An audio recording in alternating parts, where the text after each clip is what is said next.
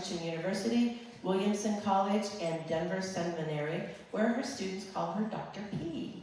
She is also the director of women's ministry here at Ascent Church. She lives in Colorado Springs with her husband, Brian, who are parents to 4 boys, 1 dog, and 1-eyed cat, who challenge their communication skills daily. Welcome, Dr. P.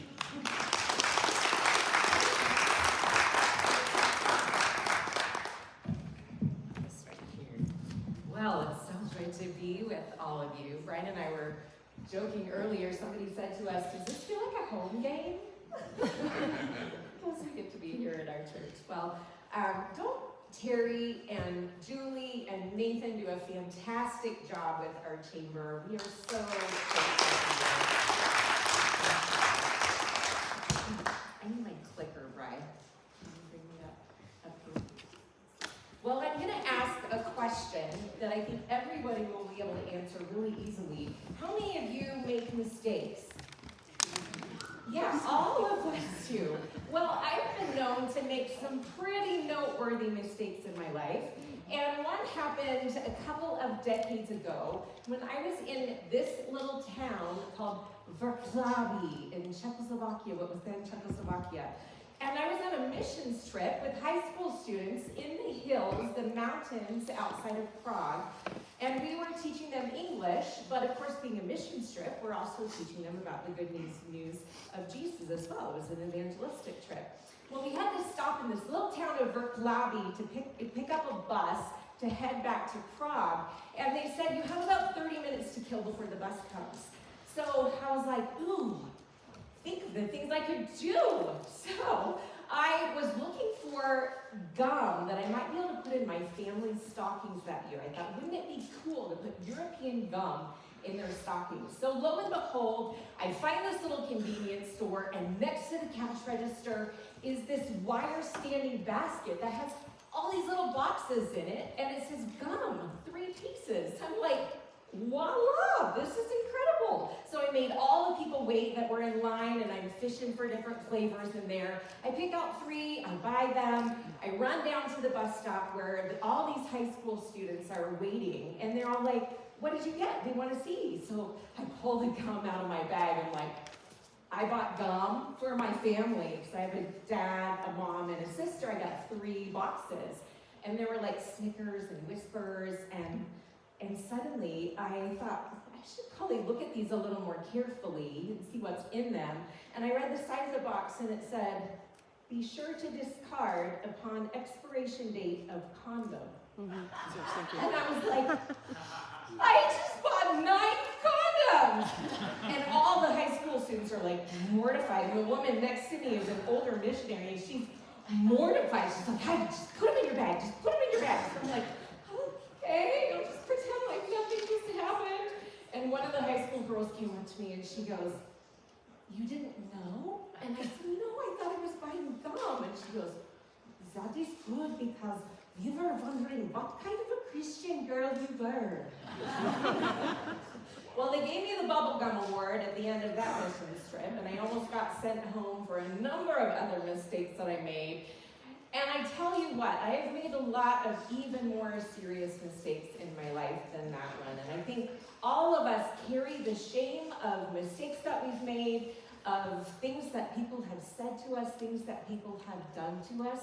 And shame is just part of the human condition. It is something that we carry with us. And in our time together, we are going to explore how the fear of experiencing shame is what I believe fuels our most unhealthy communication strategies. I'm going to repeat that. The fear of experiencing shame is what fuels our most unhealthy communication strategies. Well, truth be told, I was a very shy little girl. Here's me as a toddler with my fingers stuffed in my mouth. I did not like conflict. I liked harmony. And if I thought something that I was going to say was going to create conflict, I didn't say it. So it took a lot for me to say what I was actually thinking and feeling. And one of my first jobs out of college, I worked for this quirky artist. And this artist would throw his trash on the floor, and it was my job to go pick up the trash and go put it in the trash can. Well, I got a brilliant idea after doing this for a couple days. I was like, hey, what if I went and got the trash can and I put it right under your hand so that any time you wanted to throw the trash away, it would go right in the trash can.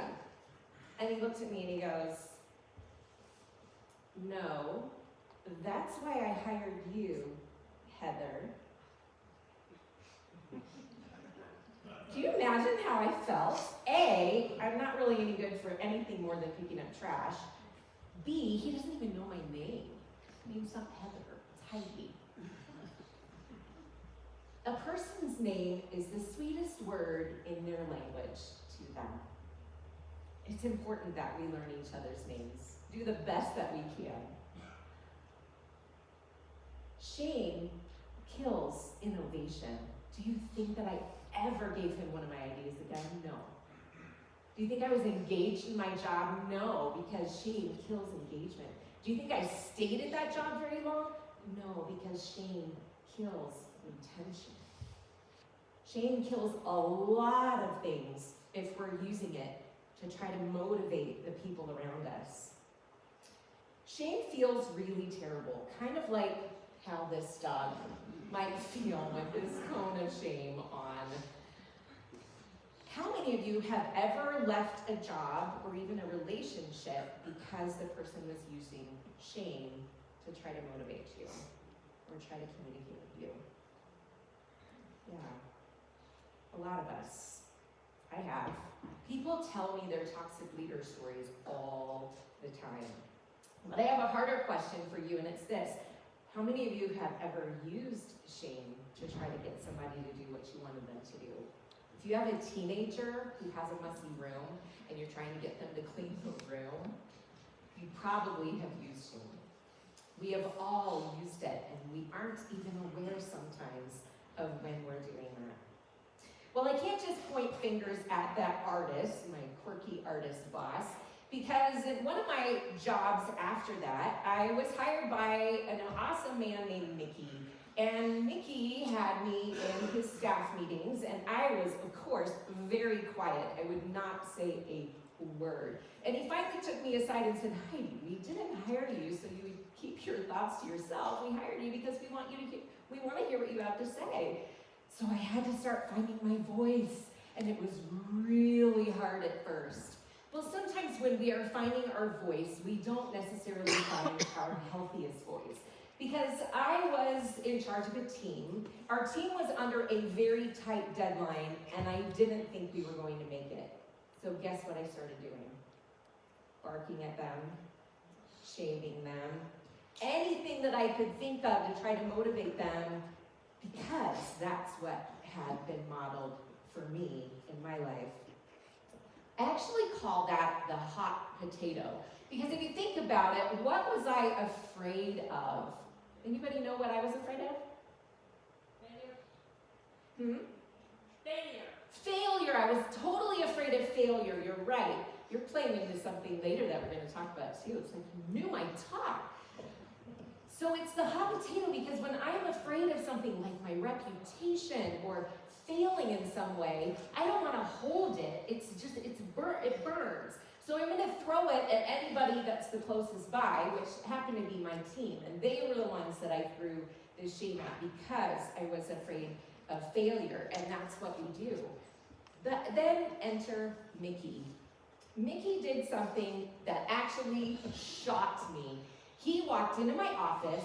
He got down on his knees next to my desk because he knew that I hated conflict and confrontation. And he said, Heidi, I love how you desire excellence. I can tell that. But I'm hearing from your team that they're having a really hard time. And some of them are saying that they might actually quit if you don't learn to communicate differently with them.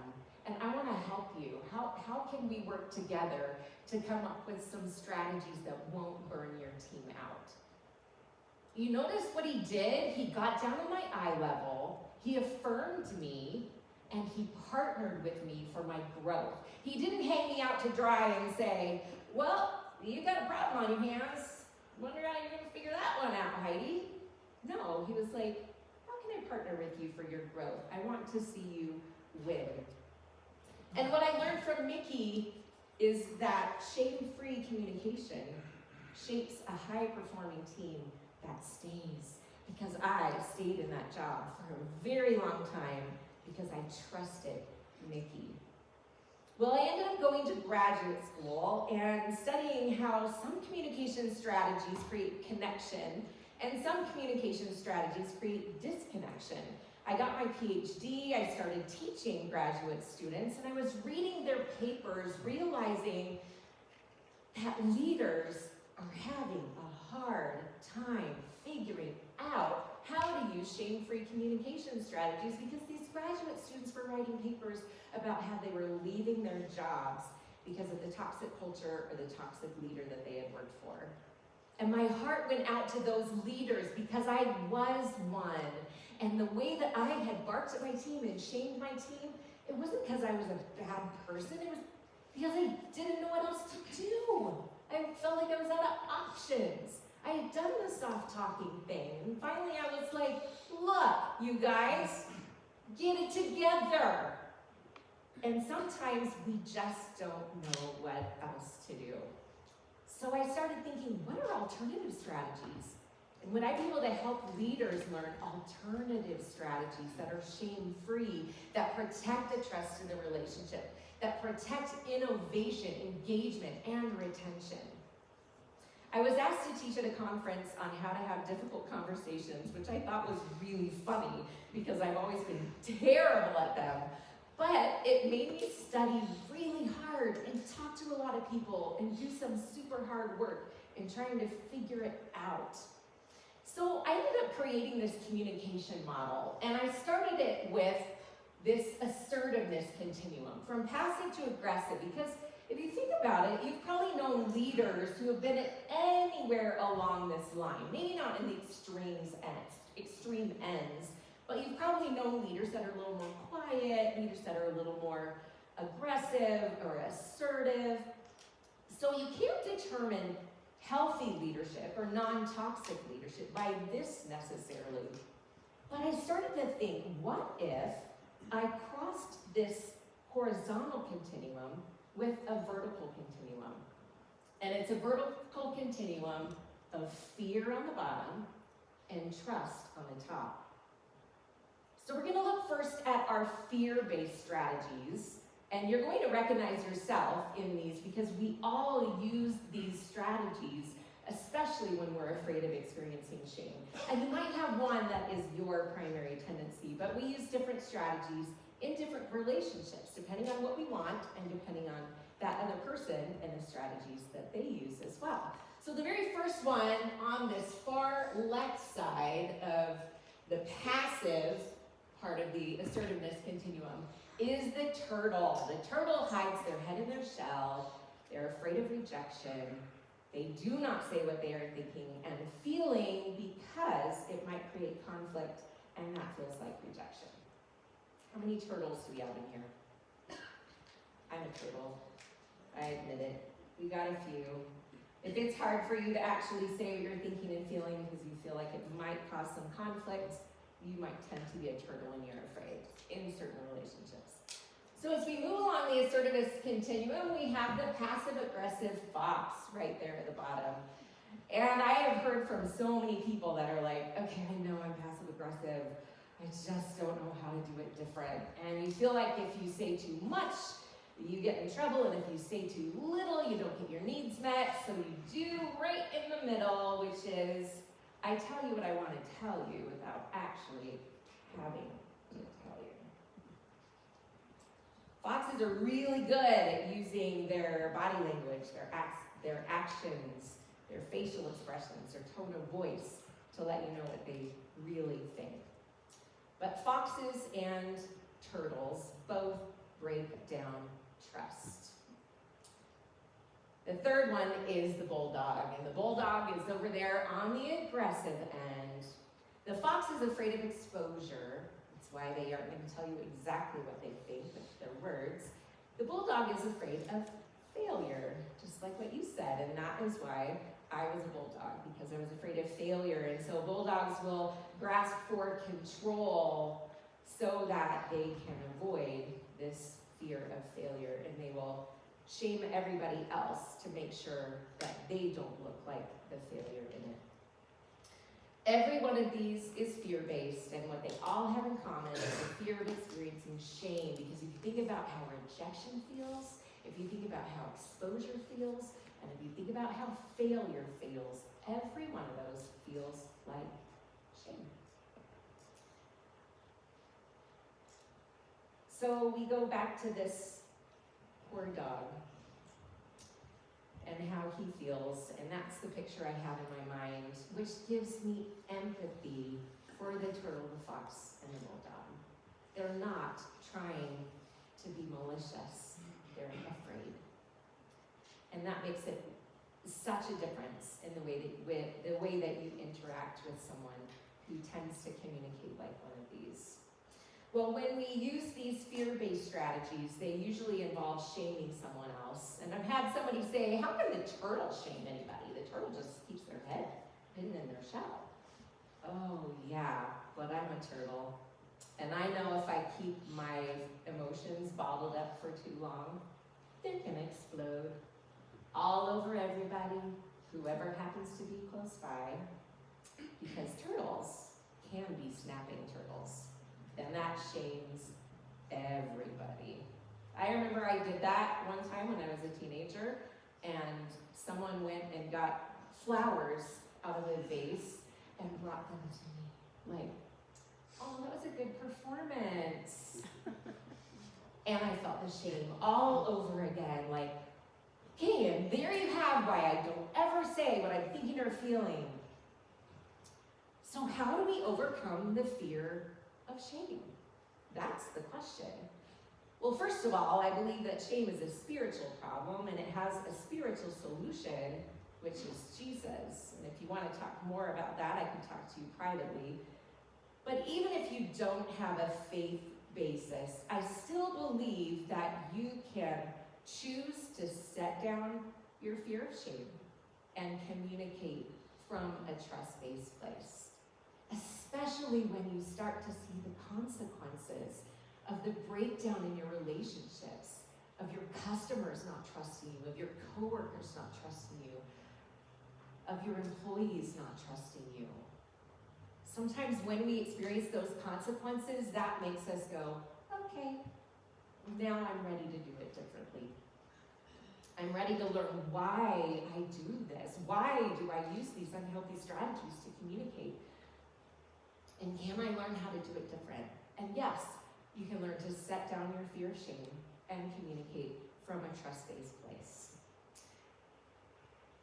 So we can choose not to shame the people around us, which means you will have more executive presence, see more success in your business and in your relationships, and you can choose to speak eagle. So the eagle is the trust-based communicator, and I chose the eagle for so many incredible reasons, and I can't get into all of them today because I don't have enough time, unfortunately. But one of the things that I love about an eagle is that they partner for life. Now, I know that we don't necessarily partner with one person, unless it's maybe your marriage, but you don't necessarily partner with one person in your business for life.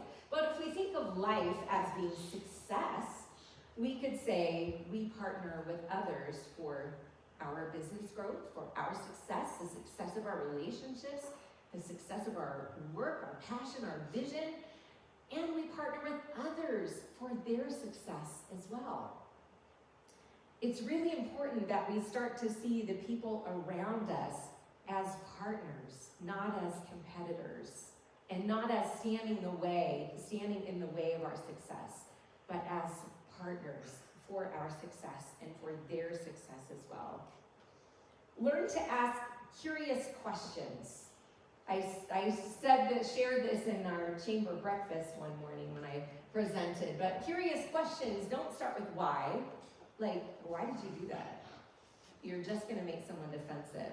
But if you can start your question with, that's interesting. Help me understand a little more about where you're coming from. I know it takes a lot more words and a lot more effort, but I've seen it change the tide of a conversation that was escalating and escalating and escalating on the phone. And I thought, okay, I'm going to ask a curious question and see what happens. And instead of saying, why did you do that, which is what I wanted to say, I said, so can you help me understand what was going on for you during that time period when you made that decision? And I heard the other person stop. And I heard the brain chemistry switch from that amygdala, that fear center, to their prefrontal cortex where they're starting to process. And this person said, well, I guess I never really thought about all the factors that were in play. And it de-escalated the conversation in a second. And that was a trust-based strategy because I wasn't speaking out of my fear. I was trusting in the process of discovery for that person to be able to see what the factors were that led to their decision. And it changed everything. Learn the shame-free steps for difficult conversations. I have a flyer on your table, and it has a QR code down there at the bottom. And if you want to schedule a session with me, it goes to my Calendly. And if you want to schedule a session with me for free, I will share with you the 4 steps to difficult conversations. And as a turtle, especially for me, it has absolutely changed the way that I feel walking into a difficult conversation, to know the steps that I'm going to use, and I know what my alternatives are, and I know how to de-escalate that difficult conversation once I'm into it. And it has absolutely grown my confidence. Every one of my students that has taken my master class as well has said that they have grown their confidence in being able to walk into difficult conversations. What would it look like for you to see the people in the room here as your partners? If you are in the same industry, you're not competitors, you're collaborators. Because our community is built on collaboration. It's built on us working together. What if you collaborated with people in the same industry in some kind of event here in Monument or in the Springs? That makes you feel like, you know what? We're all a team. We are one big team. And that's what it means by partnering for life as well. What would it look like for you to have an abundance mindset, not a scarcity mindset? Not there's only so many clients to go around, but oh my goodness, think about the clients we could all serve together. I haven't always had a collaborative mindset. At the beginning, when I joined the chamber, I thought you were just here to tell people about your business. And then I realized, oh, no. It's about relationship.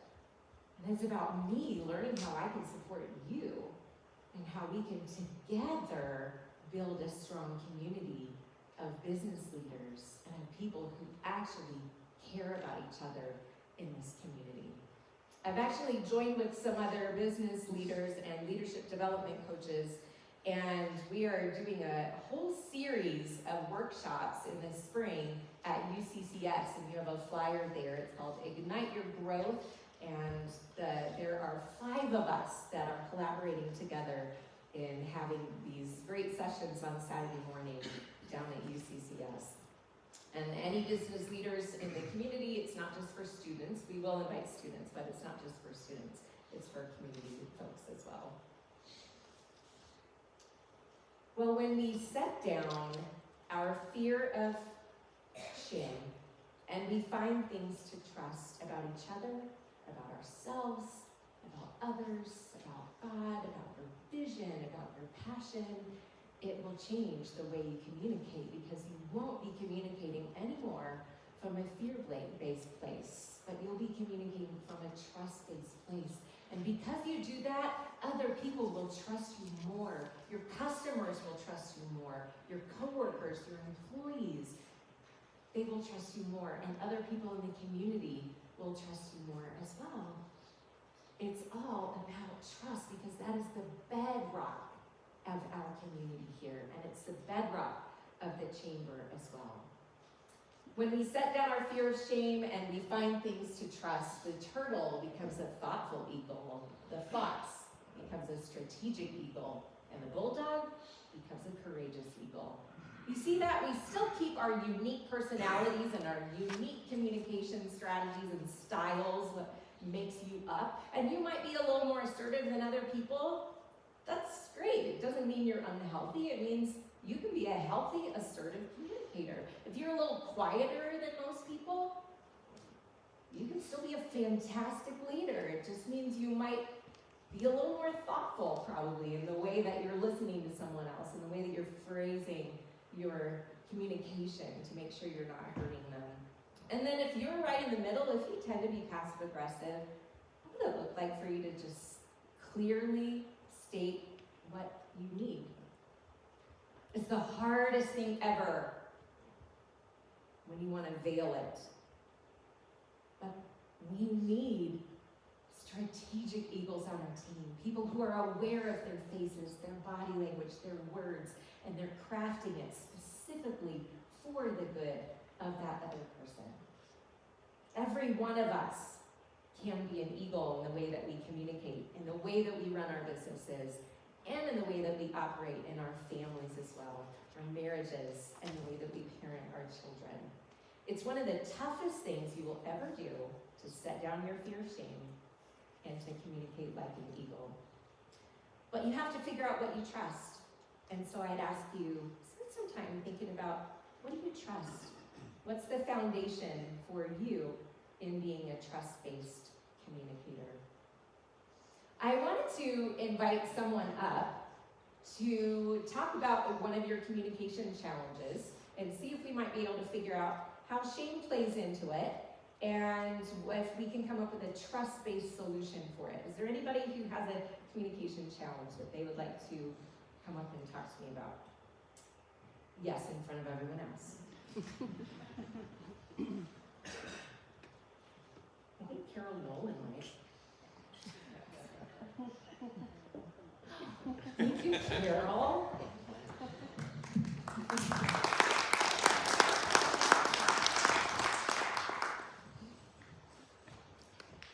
Carol, you can tell everybody what you do.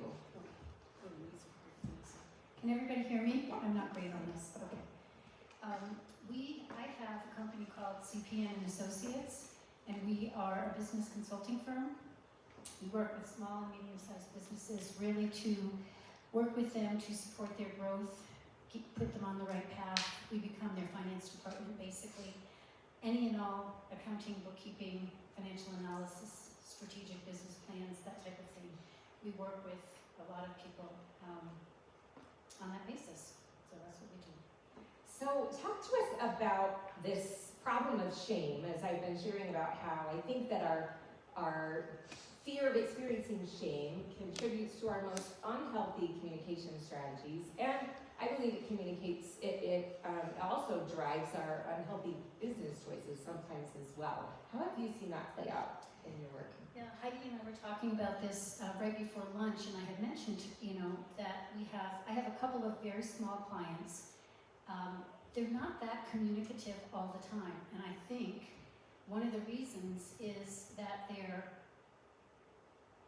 fearful, probably, about telling me what is exactly going on in their businesses. I've talked to a lot of my clients, and inevitably, many small businesses come up with problems, and they face challenges, and they're afraid to let us know. So what we tend to do is look behind their numbers on a regular basis to see if we can find any trends, both positive or negative, that we can help them with before they come to us with their problems. We don't always, meet that challenge all the time. So there are some times when I do have someone coming to me brand new and saying, I have this issue. I don't know that you can help me with it. I don't know what to do about it. But I'd like to talk to you about it. And we do get a lot of clients who are at a problematic point in their business. And one of the things that I like to put forth, and I really try to put forth, and sometimes I do not do that as well, is I like to set out by saying, it's not a problem. You know, everybody runs into problems, because I do find that a lot of business owners take on everything, and then they fall by, you know, some of their things fall by the wayside. A lot of it is the finance and the paperwork and the accounting and all of that type of thing, and that's where we come in. So if they don't know they have a problem, and you see the problem in there, I'm guessing when you bring it up to them, I mean, think about that. If you are coming to Carol and she tells you she sees a problem in your books, I mean, immediately I would be like, oh goodness, it would trigger my fear of failure, and I would immediately think, okay, I'd rather just hide my head in the sand and pretend like there isn't a problem, and I'd probably be like, no, that's not a problem. I don't know what you're seeing here, but bottom line's gonna come up next month, and I've got this plan going, and so what if they come back at you and they're like, no, it's not a problem? That takes a while, and I do have a client like that. I took on a really nice sized business. They're doing well, but when we took them on, the first thing I noticed was that they had a very significant accounts receivable problem. And I brought that up to them in my first meeting with them after we had signed our contracts, and they didn't really want to hear it. Their response was, well, you know, we're in this industry, we can't really have significant net terms. It's the contracting industry, it's very kind of loosey-goosey, and, you know, we just are gonna have to get paid when we get paid. Well, the problem with that is that they were selling very high-priced contracts and doing a lot of business that was quite lucrative for them, and they were waiting 40, 50, 60, 90 days to get paid, and their cash flow was really not there, even though their revenue was, on paper, was really strong. So they've been with us for about a year, and I have finally gotten them, after many, many, many conversations, and also learning how to speak to them. You build trust with I that. had to build trust with them, exactly. And I realized that if I went into the situation and I did not tell them just point blank what I thought they should do, but I slowly over time recommended different strategies, and then most importantly, at least for this particular situation, if I said, what do you think of that? You know, what do you think of my idea? And brought them into it, that worked. And we actually now, or they actually are now in a much, much better position with many of their vendors and their clients than they were before. Thank you so much, Carol. Thank you. Good job.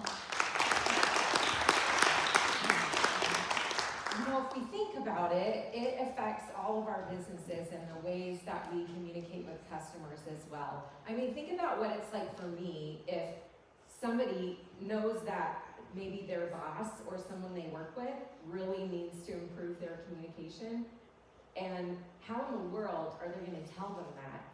Like, I know this communication coach, and I think she could help you. Well, if nobody knows that they have a problem and they don't see that they have a problem, if they don't yet have that self-awareness, then it can make it really, really difficult. So for a lot of us, I'm thinking about Carol, with you working with seniors in a senior living facility. What if a senior doesn't want to move from independent living to assisted living? There's shame in that for them. And how can we communicate in kind and empathetic and sensitive ways, being aware of how other people's fear of experiencing shame is going to make them resistant to what you have to offer, and coming up with trust-based strategies to be able to meet them where they are, allow them that process of discovery, not worry about whether or not you're going to gain a sale or lose a sale, but partner with that person for their growth and trust that it will happen in time. That can change everything. Well, finally, I just wanted to say that we probably all have people in our lives we can credit with helping us to learn to trust, helping to guide us on our professional journey. And I can definitely credit Nikki for helping me learn what it looks like to trust a leader. And I trusted him so much that when he set me up with a guy named Brian in Nashville, I married him. And we had 4 boys, and here's us the summer that we moved to Monument in 2017. Thank you so much for having me.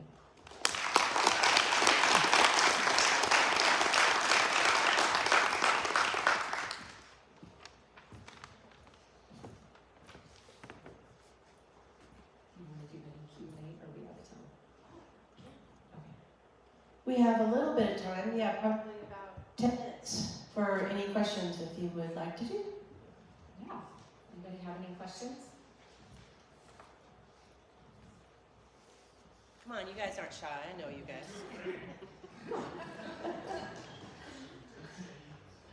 Let's think about your particular industry, or think about a challenge in maybe your parenting, in your marriage relationship, or maybe in your industry with your customers. What's a challenge that you have? This one. Yes. So I do IT, technology, things like that. And Terry's beat me up a lot about this in the past, and she's absolutely right, and yet I have no idea how to fix it. So basically, I walk into people and I do work for them, and then they need to pay me. And I am hesitant to want to get them to pay me the full price they owe me, or what everybody else is charging anyway. So I find myself sometimes doing things for half or 3/4 what the going industry rate is to do things, just because it's hard to go into a retiree, somebody on a fixed income, somebody like that, and say, $300, please. You know, and instead it's a lot easier to say, well, you know, we'll see what we can do about a little discount here. Here's $79, and I'll be on my way. You know, it's, I don't really know how to approach that, or how to get over that feeling of not wanting to take somebody else's money when you know maybe they can or cannot afford it. It's really not even a point. It's really just the point of, you know, understanding the value of what you're giving and then trying to ask some kind of person for that money. Yeah, so if we think about that, I've been in your shoes as well, and I think that, again, it's my fear of experiencing shame that makes me want to be a turtle and not actually ask for the price that I'm worth. And one of the ways that I've found that helps with that is that if I have a price sheet already written, and I have divided it, you know, it's very specific on what my rates are, and then when I give that to them beforehand, they already know what the rates are, so that when they agree to have me do the work for them, then I'll say, I'll give you the final one, but these are the rates for the things that I'm going to be probably doing for you. And then when you give them, mark off those things that you did for them at the end, it doesn't come as a surprise. And then it's not you, it's this thing out here, it's not in you or in them. It's in the book Difficult Conversations, they talking about conflict like this. It's the third story, it's the thing out here, and that's the payment. The payment is the third story. It doesn't have anything to do with me, it doesn't have anything to do with you, it's just the payment, which is out here. And if I can have that on a piece of paper and it's very clear, then it helps me to stick to my guns on what I know my prices are, and then it helps them to know ahead of time so they aren't surprised and they don't feel that shame of, oh my gosh, I can't afford that. They know ahead of time how to prepare them.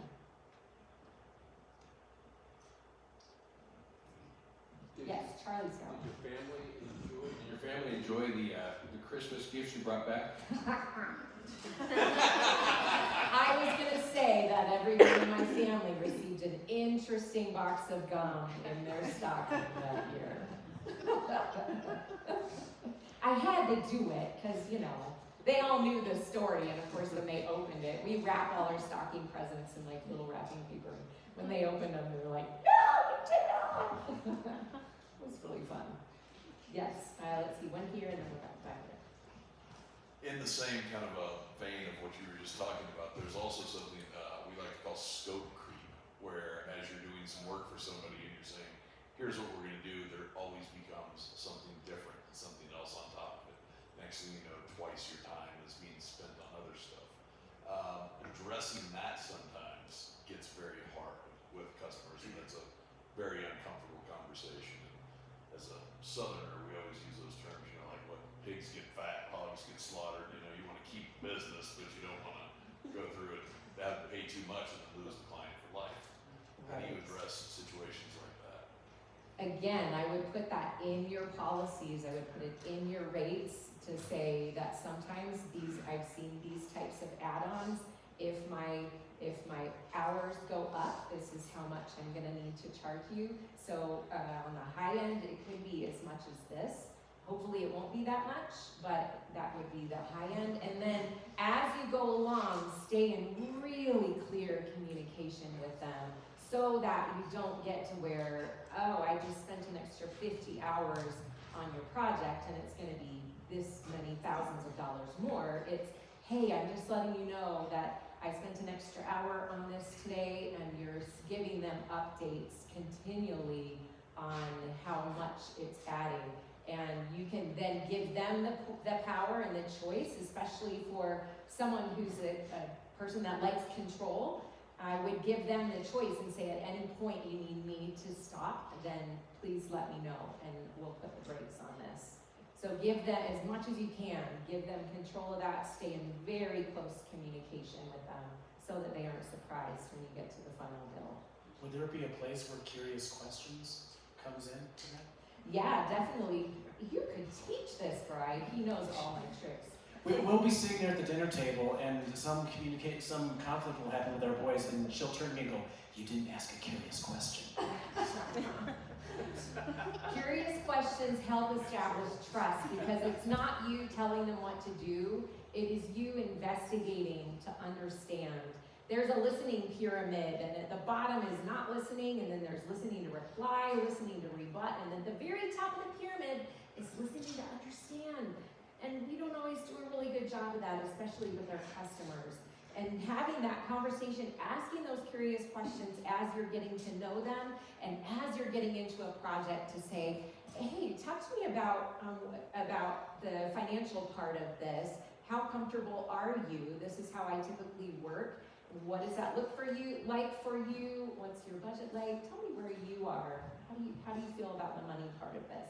Have those honest conversations and those curious questions so you can better understand, and you will build trust that way when you're asking those curious questions. And we had a question back there. And this will probably be our last one. I think you just talked about it, but I'm Mark with Full 30 Fit, and so in the sales perspective, you can't shame somebody into coming into the gym, right? So some of these techniques, I was curious to see if you had, I think the curious question, we've been trying to integrate that into when we have a conversation with somebody. What are your goals? What are your, do you have anything else to add, or some way to apply that to, instead of shaming somebody into looking them up and down, you need to go to the gym more. How can we apply that to coaching them into, hey, let's help you on your fitness journey?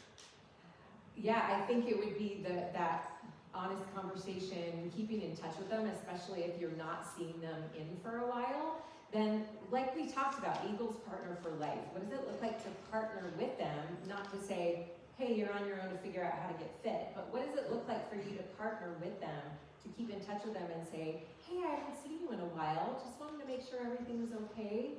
Is there anything we can do to help you? And as you find out and ask those curious questions about what makes them tick and what they enjoy and what they love and what's their motivation, you'll know those things early on, and just you can remind them and say, I know you love coming to the gym and connecting with other people. Just want to let you know we've got this super fun activity or this class or something, because so much about the gym is about relationships. And if no one ever misses you, then you're like, right, nobody's gonna care if I go or not. But if you say, we've missed you, we'd love to see you here, that's a trust-based strategy, and it'll make them feel like, oh, I like that place. They're like a family that I wanna be a part of, and they miss me when I'm not there. And call them by name means it's super, super important. Sweetest word in their language to them. Well, thank you so much. This has been a joy to be here with you all. Thanks for being here.